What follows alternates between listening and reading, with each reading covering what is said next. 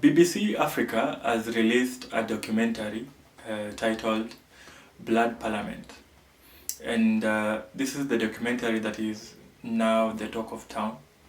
I'm very sure that wherever you are, you have watched this chilling retell of the events that happened in Kenya around the parliament on June 25th. So I wanted to weigh in because this is something that has caught the attention of the nation, and this is something that touches deeply on the heart of every young Kenyan that was on the street. I was on the street on June 25th, and I do relate with every bit of the stories that are being told in that particular documentary. So I wanted to highlight a number of things that this documentary reminds us of. One, as the Kenyan youth. Two, as a Kenyan patriot. One, this documentary tells us that not much has changed. When the Kenyan youth went to the street, there were things that they were fighting for, and there were things that they were fighting against. When I saw the reactions that this particular documentary elicited among the citizens, it did not pass me, or I did not fail to notice that the same complaints that we had back then are the same complaints that we have now. And it is very unfortunate. Then, number one point I have to highlight is that when you watch this documentary, you will see the kind of members of parliament that we have. A particular highlight was that of Sylvanus Osoro, just stamping and saying that he would see that the finance bill passed to the end. Then we complained about Kenyans not being listened to, and we did complain about the fact that those that we chose to represent our interests at the parliament went into bed with our oppressors and instead chose to speak for those that paid them. And I cannot say that the situation is different presently. Number two, this documentary is a reminder that the Article 37 that grants every Kenyan a right to peaceful assembly is taken for granted. When you watch these scenes around the parliament, you will see youths just armed with water bottles, some armed with whistles, and some armed with the Kenyan flag. And you look at the kind of violence that was meted against these young individuals, and you ask yourself, what merited that kind of violence? Why will you shoot live bullets at kids who only want better for their nation? Why will you shoot live bullets at kids who are only saying that they need to see an end to the excesses in the government? And why will you shoot at kids running away from you in a manner that suggests that you were in danger? And that is very sad. And even beyond the June 25th, we saw a member of parliament table a bill in the parliament seeking to infringe or seeking to restrict the rights of the citizens to peaceful assembly. And those are the atrocities, or those are the things that we have to speak against as Kenyan youth. The other reminder that this documentary comes with is that justice has not been served. From the reports that we have, we are told that we lost around 60 Kenyans during the June protests.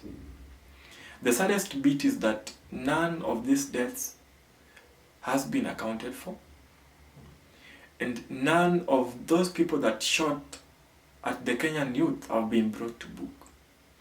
And so we ask this, where is the place of justice?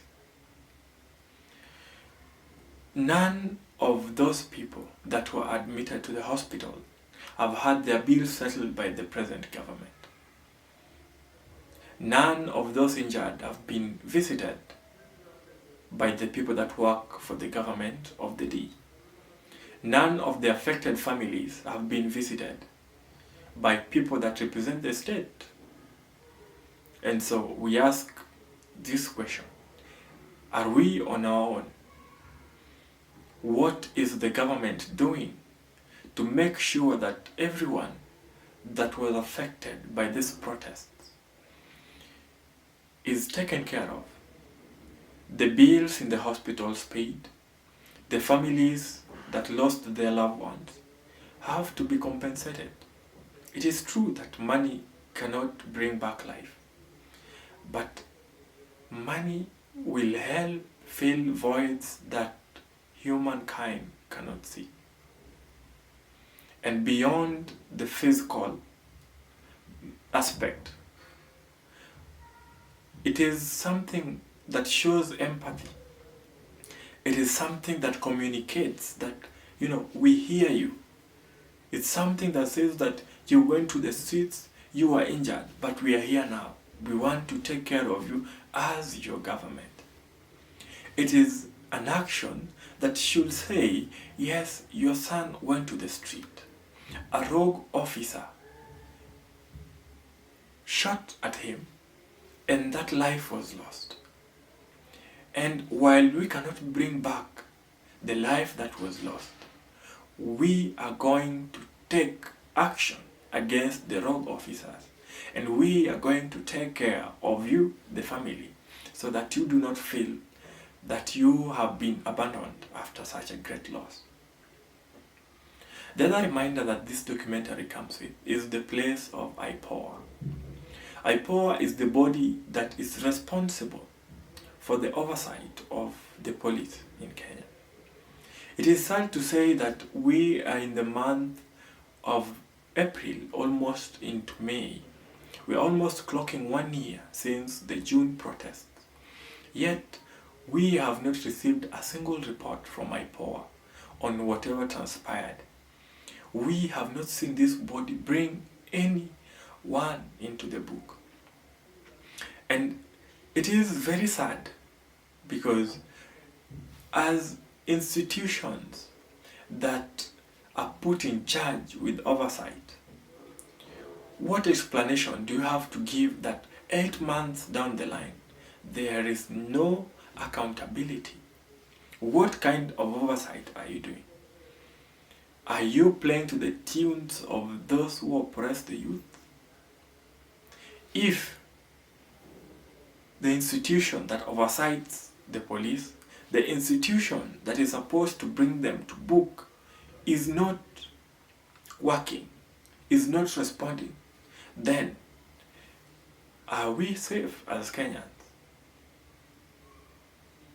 And again, this documentary is a reminder that not so much has changed, and that the government, while it committed to do so much, while it committed to effect so many changes in the aftermath, nothing seems to have changed. The government promised to listen to the youths. That year is apparently or evidently gone. The government promised to bring to book those who are culpable in the killings of the youth. 8 months down the line, the government has not done that. The government promised a total overhaul of the cabinet. And we were very hopeful when we saw action being taken. But what has happened is that the government of the day has just done a switch. We still have the same people in the government, having the same level of arrogance, exuding the same level of opulence as seen before. And so we ask, Is it that our leaders do not have the ears, or are the youth of this nation asking for too much? And so, if you have not watched this documentary, I urge you to go and take a keen look and, think for yourself. Are we really at the place where we wish to be? Lastly, I also want to say that this particular documentary highlighted or showed us that beyond what we saw on our screens, we had the real heroes at the front line. Heroes who, when their lives were at danger, chose to stand with their fellow youth, chose to carry the bodies of the dead in the street, and chose to sacrifice themselves for the betterment of this nation. I want to point to one gentleman called Odemba Alans. You see, before this documentary, no one really knew Odemba Alans. No one gave him, the praises that he deserves. Having watched that documentary, I have to say that Odemba Alans is one of the guys that deserve the praise. He is a national hero whose actions we should not forget. I saw him wave the flag while carrying dead bodies. I saw him at the front line, always moving with the people.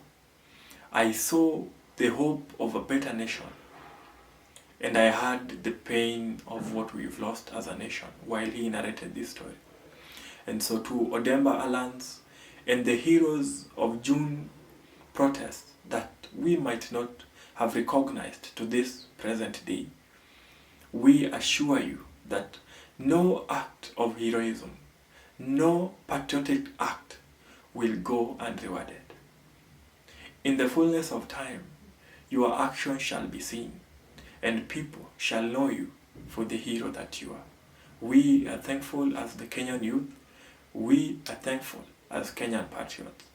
We assure you that we shall be together in this struggle till we achieve a better Kenya.